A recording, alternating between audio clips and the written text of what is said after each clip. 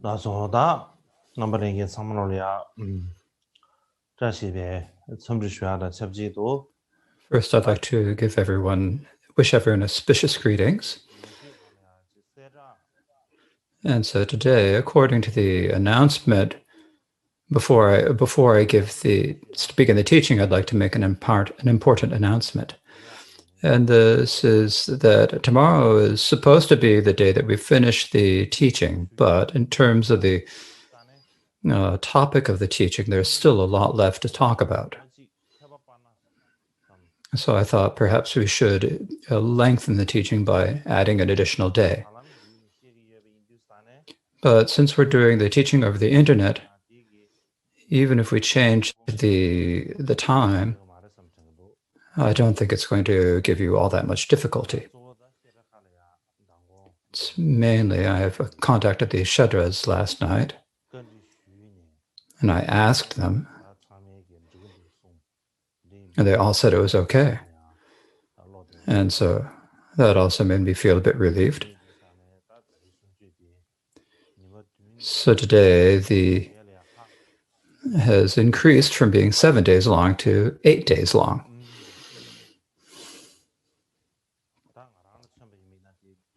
And for me, it's a little bit difficult, but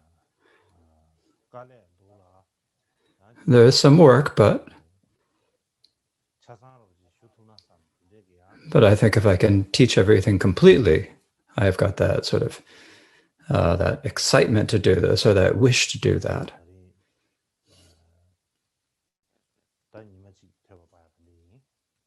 And so we will lengthen the teaching by 1 day.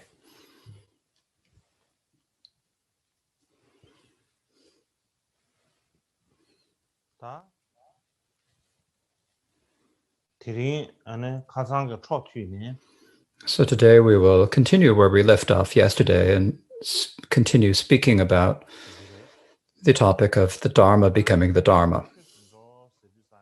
When we say the Dharma must become the Dharma, if we talk about it in a simple way, it means our Dharma practice needs to fit with the Dharma, or it has to have the same meaning as taught in the Dharma. And so that's how we should understand it. And so in order for that to happen, we must identify the impediments to abandon and the favorable antidotes, and make the Dharma become the Dharma. And what the impediments to abandon are as I explained yesterday. And so for the second, the favorable antidotes that we must apply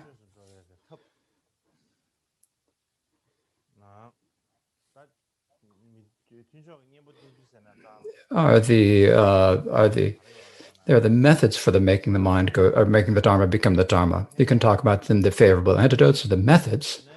So what helps us if we want Dharma to become the Dharma, the most important is to meditate, or the most beneficial is to meditate on death and impermanence, karmic cause and effect, and the faults of samsara. It's those three. So Gampopa here said, it is important to contemplate death and impermanence, the root or foundation of the Dharma. Then it is important to contemplate karmic cause and effect, and the defects of samsara. If you do not gain certainty in them, you may look like a Dharma practitioner, but you are not. When they take root in your mind, you will be able to utterly cast off all the affairs of this life, and Dharma practice will come. And so this is what he said. These are like the most critical points for the Dharma becoming the Dharma, are these three points that were described above. And the first of them is meditating on death and impermanence is important. As the Sempa Chenpo Shunu Gyalchok wrote in his commentary on the Lamp for the Path to Enlightenment, if you do not develop this attitude, or if this does not take root in your mind, no matter how many teachings you listen to or teach, no matter how much you meditate, you are still someone focused on this life, Atisha said. So does Atisha, who said this. However, since all monastics are deficient on this point, he said the fifth instruction is to first meditate on impermanence. And the person who said this again is Atishan. What he said is, we monks, so it says they're using an old word bande for monks. Actually, and this is still the word that they use in the Theravada school. So all of our monks. So all of the things are deficient in this. We don't have enough of this. And this is that the Dharma we don't have enough is the practice of contemplating death and impermanence. And this is a big fault that we have. And so when we want to meditate, meditating on impermanence first is a really critical point. And when we've meditated upon that, you will gain three dharmas. The first is certainty in this root. The second is that you're grabbing to this life. You will let go of grabbing to this life. And the third is that you will think that the future lives are more important than this one. These will come together. So when death and impermanence take root in your being, from one perspective, it'll bring you the certainty that you're going to die. And the second thing is that you're going to let go of the clinging to this life, which means you're going to become revolted by this life. And then you also have the thought that you will have the thought that future lives are more important than this one. And these three will all come together. And for this reason,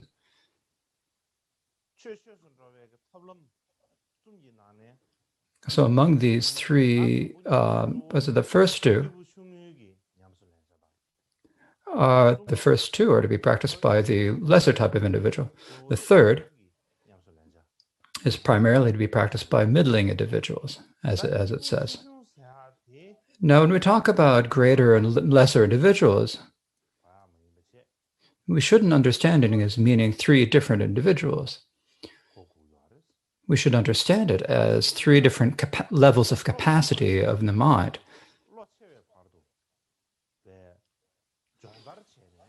And so we need to train ourselves and proceed by going from we need to go ahead by training ourselves to go from the lesser individual to the greater individual. For example, if you're a weightlifter or a bodybuilder, and so these are people training to build up bulk and to build up muscles, to build up strength. And the plans they begin first with 1 or 2 kilos. Then gradually you increase it to 5 or 10 kilos. And then eventually you'll be able to lift 100 kilos, right? So it's the same as that. You have to train yourself. If you begin by trying to lift 300 kilos, you won't be able to do it. You'll break your back. Not only will you not be able to do it, you'll hurt yourself. But one thing that someone has to know here, one point that everyone has to know is these 4 dharmas of Gampopa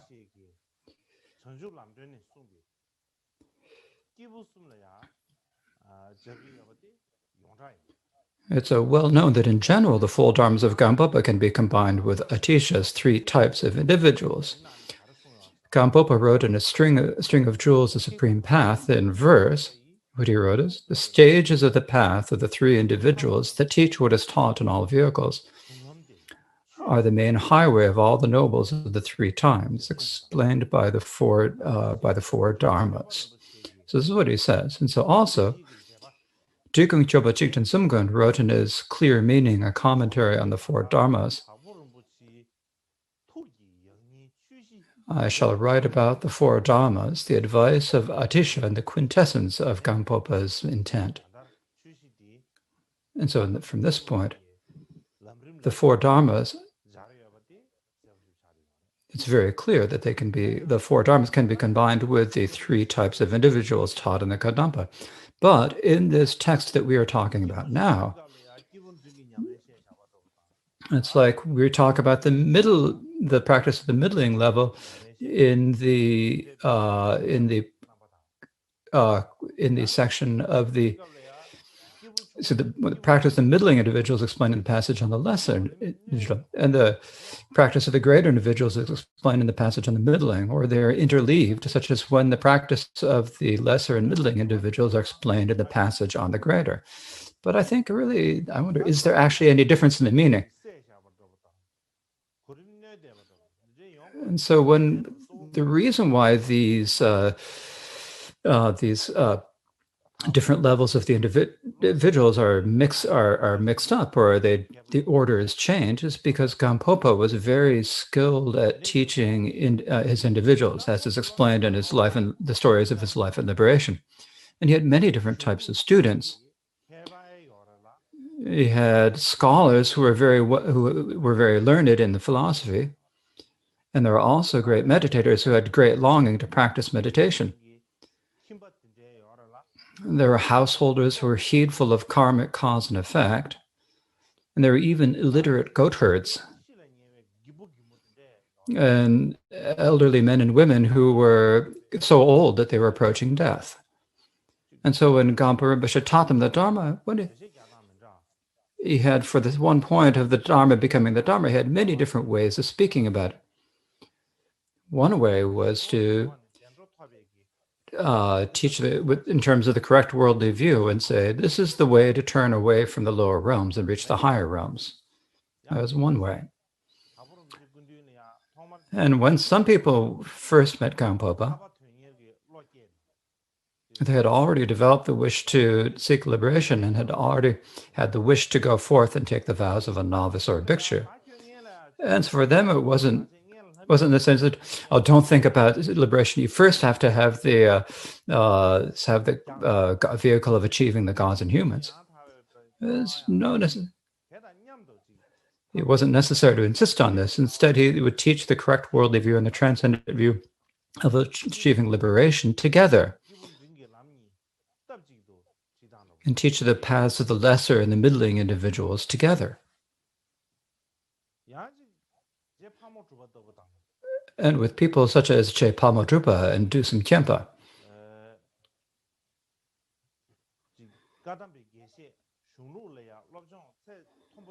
they had already reached a high level of study with the Kadampa Geshes. And they had the feeling, the wish to make bodhicitta and Mahamudra the core of their practice. So when they met Gampopa, and Gampopa taught them how the Dharma should become the Dharma, he would instruct them in the practices of the lesser, middling, greater individuals simultaneously. So that's another way he taught. In particular, in this text that we are speaking about on this occasion, so what is it?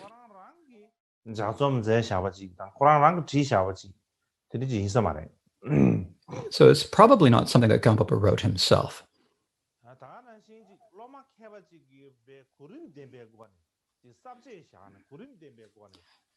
Nor was it something that some learned student of his prepared and put in a proper order either. So instead, what it was is that there are the critical points of how he instructed students in the way that they needed, and a student with a good memory recorded them accurately. And so this is a really important point if we think about it, actually. To give an example, if we have a loving mother who has 9 children, that mother knows from experience what size each of them are and what food they like. She knows this from her experience, and because she knows this, she gives each of those children the clothes that fit and food that they like. If you have like a stepmother who doesn't really care about them, she'd give them all the same clothes and all the same food, and she'd hardly look at them at all. Similarly, when an authentic guru nurtures students, then they're like a mother who's loving mother taking care of children. and teach the stages of practice appropriate to each individual student. They teach them to each individual students. They know what will be most helpful and beneficial for the students. So understanding this, they nurture them with great love. And I said, I don't care if it helps you or not, or if I don't or not. I don't have any of the Dharma. It's like, and they teach the Dharma as if throwing rocks. Then they wouldn't bring much benefit to sentient beings. We always talk about the qualities of the 10 powers of a Buddha. And among the 10 powers, then many of these are the ability to know the capacities and natures of students, right? So I think that teaching the Dharma in the way that fits with students' natures, capacities, and interests is probably the ultimate reason why we can say that the Buddha has great compassion. So in brief,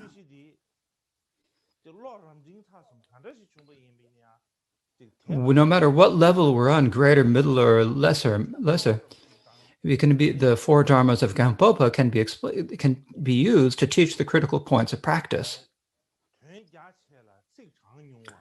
And so it's a very vast meaning, but a very short words, and main points that are easy to keep in mind.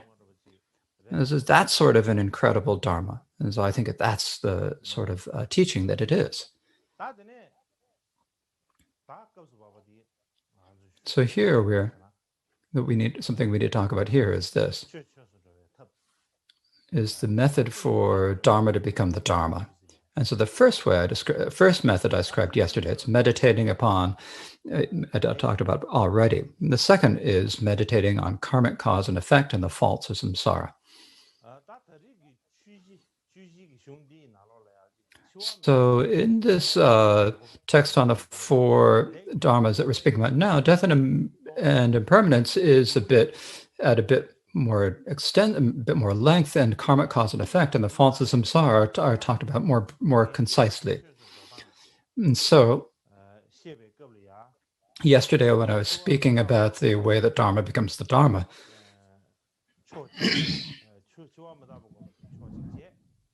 I described the meditating on dharmic death and impermanence as one facet, and meditating upon karmic cause and effect and the faults of samsara as a second. But I think it's also good to talk about each of them individually. And the reason for this is that, because this talking about the faults of samsara, it mixes in the practice of that are common with the individual, middling type of individuals. So it's good to separate it out. And so today I'll talk about them in terms of separating them into 3 points. So I've already spoken about death and impermanence. So I'll talk about how is it that the Dharma become the Dharma in terms of meditating on karma, or by way of meditating on karmic cause and effect, as it says in the root text. This is the text, the 4 dharmas in brief. It says, when you die,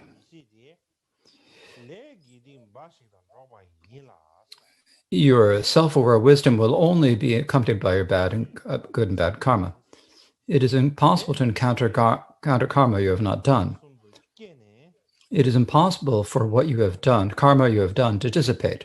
If you are born in the 3 lower realms because of your unvirtuous actions, how much will you suffer? And so this is basically, this is the teaching on karmic cause and effect. And then in terms of meditating on the defects of samsara in order for Dharma to become Dharma, this is read in the text. It says, the best is the human God realms. Now here there is a typo in the Tibetan text, but it says the best of human and God realms, but even there is the suffering of birth, aging, death, looking for what you lack, protecting what you have, crossing paths with hostile enemies, and losing loving friends, For the gods, the suffering of dying and falling is 16 times greater than that of the incessant hell. No matter where you take birth in the six realms, there is only suffering. Until you feel this and reach a level of disgust, the Dharma will not become the Dharma. So when we talk about the suffering of dying and falling is 16 times greater than that of the incessant hell. Now I looked for a source in the suffering does 16 times greater than the incessant hell. I looked for the source of this, and I looked in the way of the Bodhisattva talks about how it is great, but it doesn't give that specific figure. When you talk about the Dharma becoming the Dharma, in Dapa Rinpoche's other texts and in his other and in the commentaries written by his students, there's some. It says it's well known that he teaches primarily for those lesser individuals who are interested in the pleasures of gods and humans, but that's not categorically so because he also talks about the way that the Dharma becomes Dharma for the greater and the middling individuals. Also in Gampopa's collected works, there is the collection of Dharma, the great collection of Dharma talks, and this says there are two parts of Dharma to becoming Dharma: Dharma becoming worldly Dharma, and becoming the worldly Dharma of Dharma. So that these two ways for Dharma to become the Dharma. And so, regarding Dharma becoming worldly Dharma, because of understanding death and impermanence, and because of understanding and believing in karmic results, you fear the suffering of the lower realms in the next realm. Then all the positive virtues you do are from a desire to block the gateway to the lower realms in the next lifetime. You definitely wish to achieve the pure body of a god or human in the higher realms, the pleasures of the gods, the pleasures of humans, and the enjoyments of the gods. Everything you do for that sake becomes the worldly Dharma of peace and happiness for yourself alone. And so what this understands is that means that we have to understand that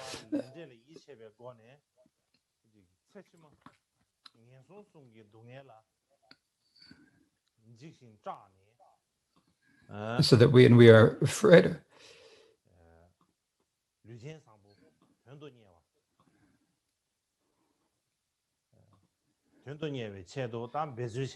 It seems that we need to make efforts in order to achieve. So this is very clear that this is taught in terms of joining with a path for the lesser individual. So next it talks about so one is in terms of the Dharma become the Dharma in terms of teaching Dharma become the Dharma of Nirvana. So this is understanding the faults of all of samsara.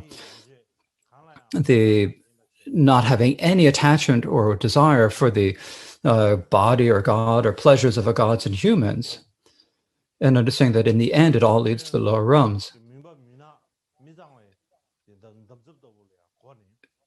So you understand that samsara is like a pit of fire.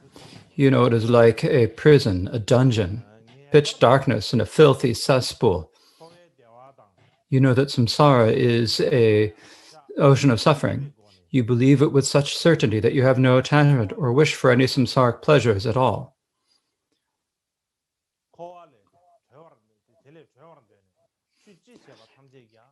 And so you want to free yourself swiftly from samsara. When you want to be liberated, all the Dharma you practice, you are seeking the nirvana of peace and happiness for yourself alone. Because of understanding the faults of the listeners in Pratyekabuddha's enlightenment and of the foundation vehicle, the positive accumulations of purification to do become the nirvana. And that's the way the Dharma becomes the Dharma. And here in the recordings of the Dharma talks, I think there are a few problems in the text, and because at one point the text is, it seems like some words are missing. It talks about seeing the faults of the listeners and Pratyekabuddhas, and I wonder if there's some sort of a mistake in the text here.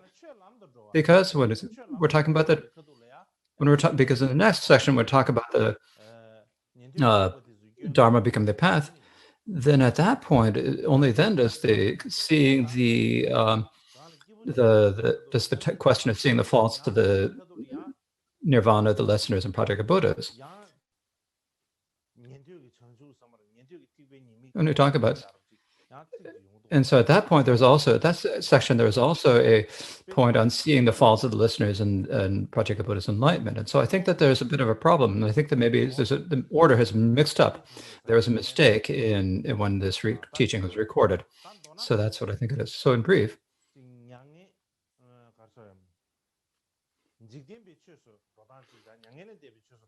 so in terms of there's these two ways that the Dharma becomes the Dharma. There's the worldly way that the Dharma becomes the worldly, and the nirvanic way that Dharma becomes the Dharma.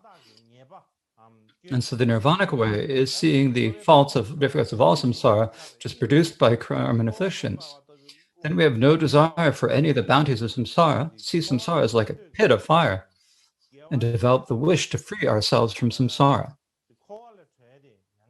And then in all the virtue you do, you're seeking to be free of samsara and achieve nirvana. And so this is explaining the point in connection with the practice of the middling individual. So next.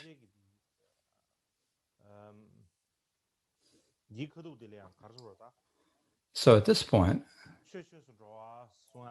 when you're talking about the Dharma become the Dharma,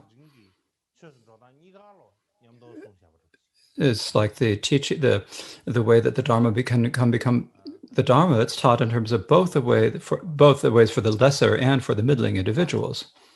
So as well known, generally the Dharma become the Dharma is generally combined with the more people describe it as being related to the practice of the lesser individuals. But here it is combined with both the practice of the lesser individual and that of the middling individual.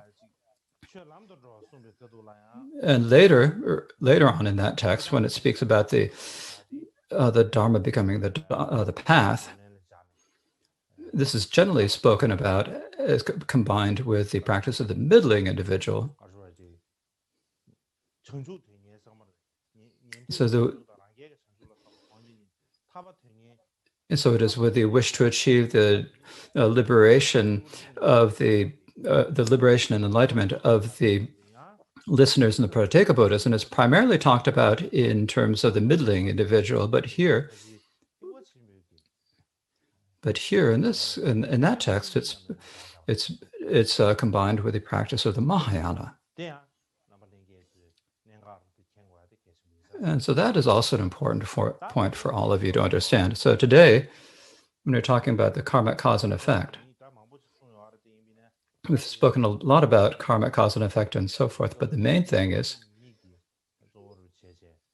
I've been speaking about talking about the karmic cause, about the faults of samsara, or karmic cause and effect. And if I share some of my own thoughts about that,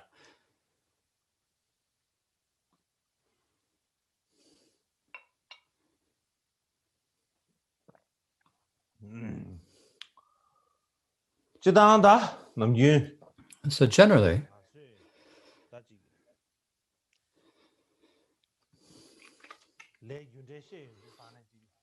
when we talk about karmic cause and effect,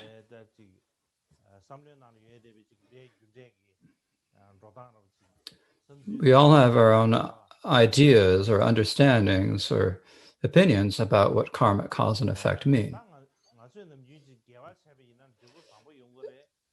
We normally say that if you do virtue, then you have a good result. If you do non-virtues, then you'll have bad results. And that's what we think. But that way of thinking about karmic cause and effect, and the relation of karmic cause and effect, is really extremely narrow and simplistic. For example, many people think,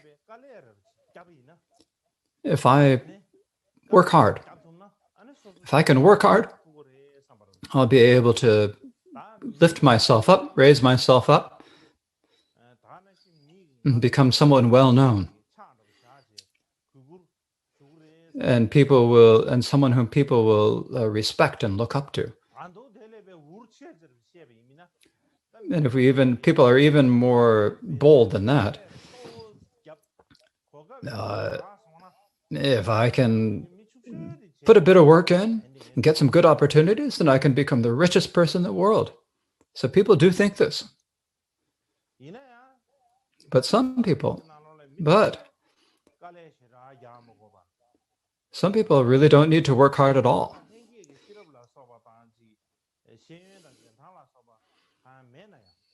And they don't even have much natural intelligence or education, but they're born in a rich family.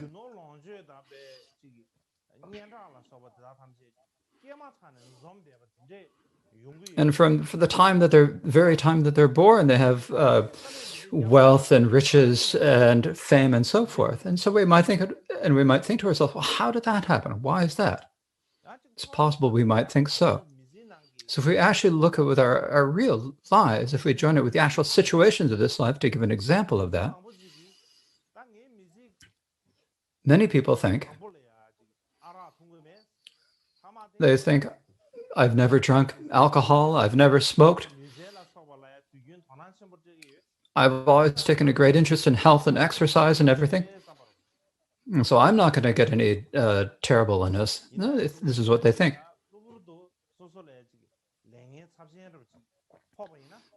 But someday, if they get some sort of a serious illness, it's like they are amazed and astounded. They're overwhelmed. They don't know what to do.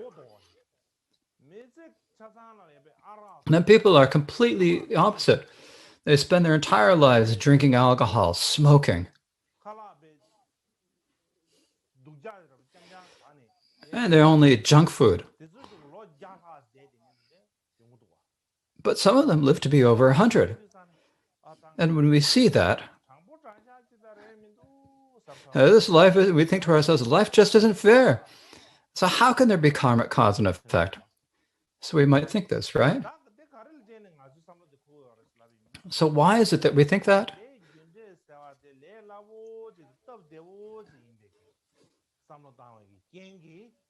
It's because we think about karma in such a simplistic and easy way. Karmic cause and effect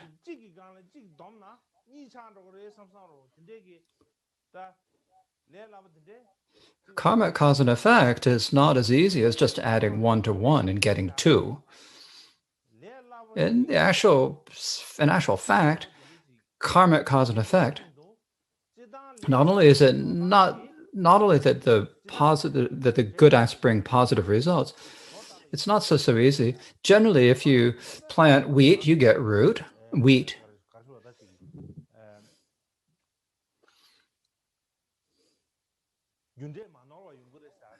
So we say that karma, that the way it works is that the karmic cause and effect is unfailing, but it's not just there aren't just people planting rice. So in this world, there are many. So we're kind of like the frog and the whale. And we take our own narrow view and take that narrow view and look at examine the situation. So if we think about it in that way, then there is no way that it can actually be quite right. All of us sentient beings are dependent, live in dependence upon each other. The path of the breath moving from one to another is all the same. In particular, when I spoke about this vast universe of ours, about how it is inconceivably vast and so forth. And in this huge universe, all of the beings within are directly or indirectly related. We're all entirely related. And that relation is so vast that we can hardly conceive or understand it.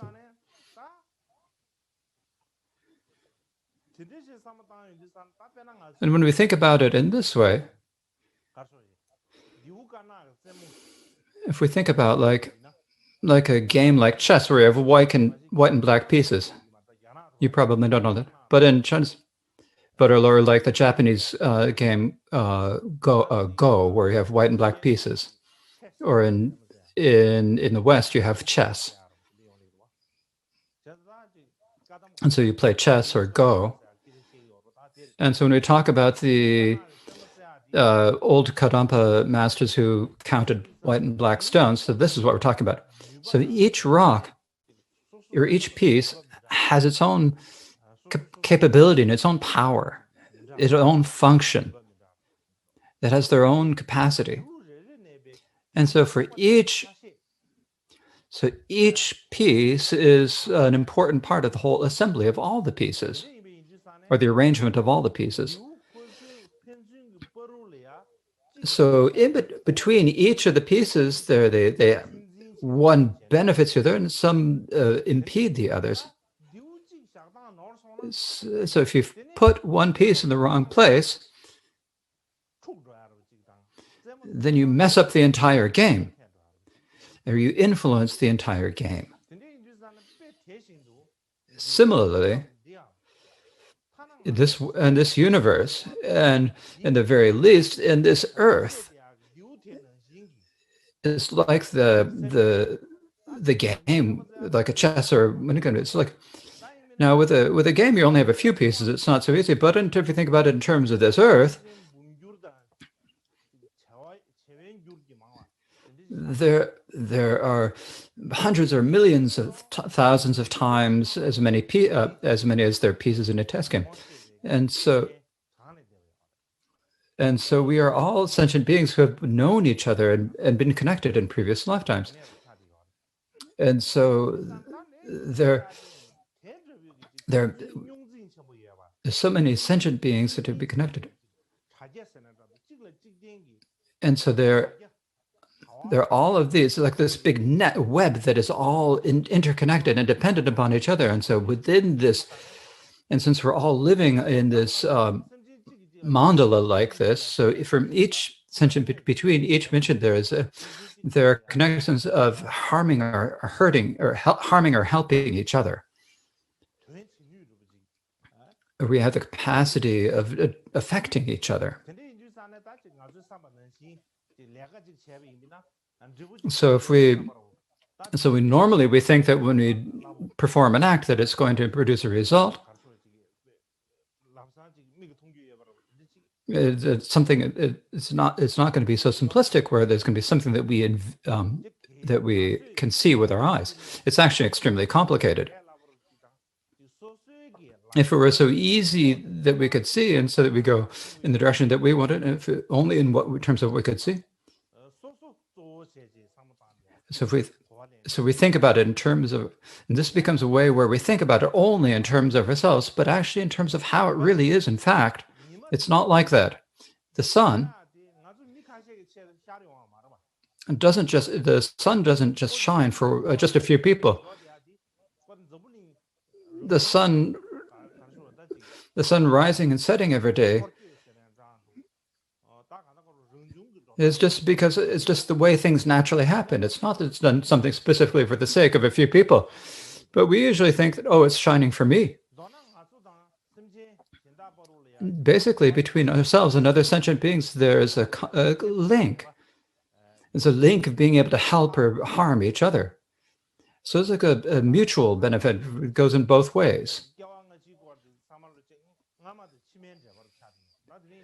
And so in terms of the connections of death and impermanence, like we're also like mothers and children. Or there's going to be like there's a vertical connection between everyone in terms of time. And so the karma cause and effect goes from lifetime to lifetime, continue. And so the result happens only, it takes eventually, but it doesn't happen necessarily in the course of this life the way we think it should. In order for the result to ripen, it takes time. For example, if we plant the sprout of a tree, then it's only 8, 9, or 10 years later, only then do we have a tree. If you plant today, you don't get the tree today. For example, if we do a virtuous action, we work hard and put effort into it or work in order to achieve. It definitely takes a certain amount of time in order for the result to occur, to ripen. But many people, they're not afraid to put effort in, but they're really impatient for the results, and they have great hopes. They have too high hopes, and then get upset.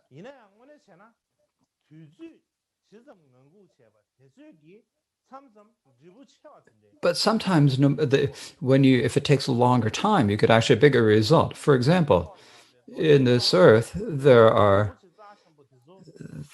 jewels such as diamonds and so forth. They don't just take 10 or 100 years to form. They take millions or tens of millions of years before form, and only then do they actually become jewels.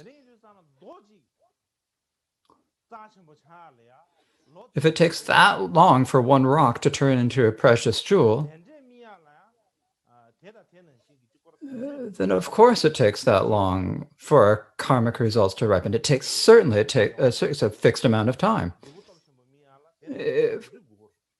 If we want to have a powerful result happen, of course it's going to take that long to happen.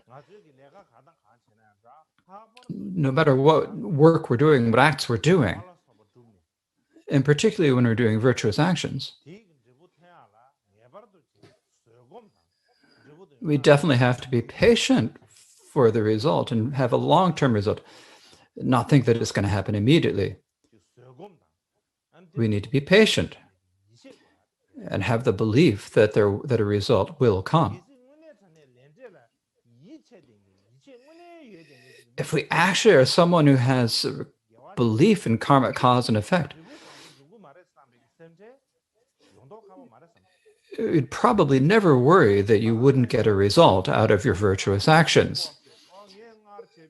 Also, nor that you wouldn't fool yourself and think that, the misdeeds I've done in the past aren't going to ripen upon me. You would never think like that. So for this reason, so people need to take like that more vaster view and a longer term view, and have a long perspective, a long-term perspective. And so what the person who does that would do, they think about this life as being considered as like being for the sake of future life, thinking that from a small act now has a big result. So, for example, because this life is short and the future lives are long. So if you do a small, and so they'd analyze it and they'd say, okay, this lifetime,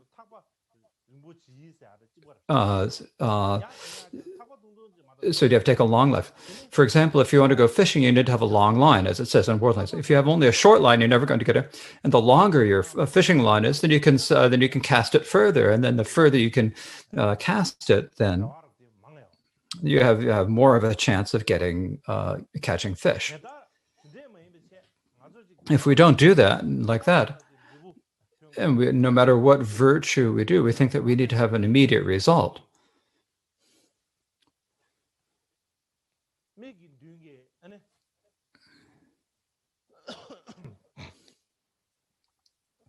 And some sort of a profit that we can get, some visible that other people can't see. We might waste our entire lifetimes for the sake of some tiny benefit. And then at the end, we're unable to get anything better than anything else. And if we can't turn out better than other people, then what point is it? You work hard, and at the end, then you don't become an important person as you wished. In addition to not becoming that, there's no point in that. So for that reason, karmic cause and effect is not where I think, I need to become like this as just a single person.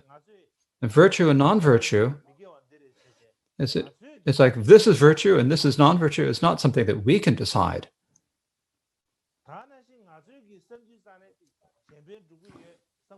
And we also think that we should do something to benefit other sentient beings. And I think that what the acts I'm doing are okay. But does that actually go with how things actually are? It's really difficult for that to really go to match how things actually are. For example, if you're thinking about medical work, if you're the work as a doctor, a doctor's work is actually a good work that it practically benefits other sentient beings in a practical way. For that reason, if you have like a mother who sends her child to go get a medical education,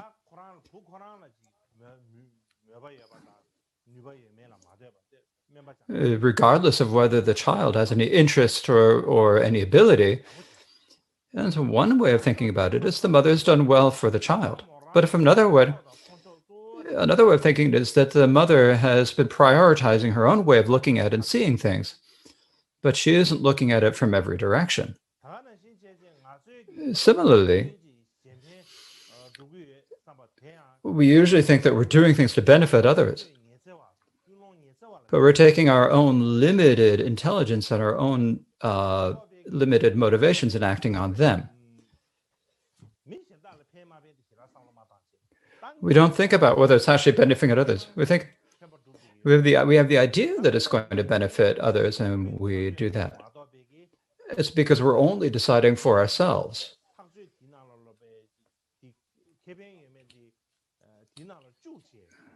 We aren't thinking about we aren't including the other person in our evaluation of whether there's benefit or not. So when we do virtue, we need to think about from everything. We need to do something that is going to be beneficial for everyone. Otherwise, if we just do it as it seems to us and just the way we think about it, that alone will not help. But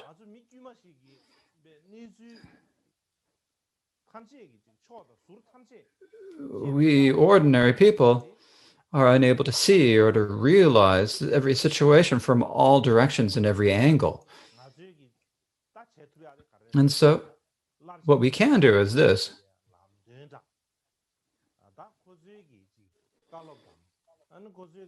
So we can rely upon the direction, on their advice and the direction that they give us. And among that, we can also rely on the words of the Buddha and practice about what to do and what not to do. And the reason for this is that karmic cause and effect is so subtle that only omniscient wisdom is able to know it. No one else can. So for that reason, we need to value the words of the Buddha and practice according to that.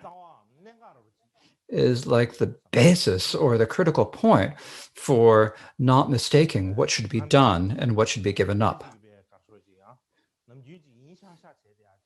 So everyone just sort of kind of takes it for granted about what we should do. And we think about about what's going to do, and we think kind of externally, but we actually need to look in terms of the actual situation. What are the words of the Buddha? And we need to look at the teachings of the great beings and say, is my thought right or not? Is my way of acting, of what I'm doing and what I'm giving up, not doing, is that right? There's the teachings of the teaching from Kagyu forefathers. There's a lot to say if we think about karmic cause and effect in detail, but the most important point, they say, is looking at your own faults and looking at others' qualities. This is the most critical point for doing what you should do and giving up what must be given up. And the reason for this is, as I said before,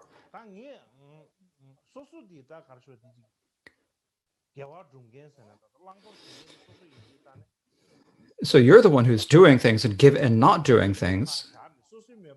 So if you just take your own ideas and just your own wishes,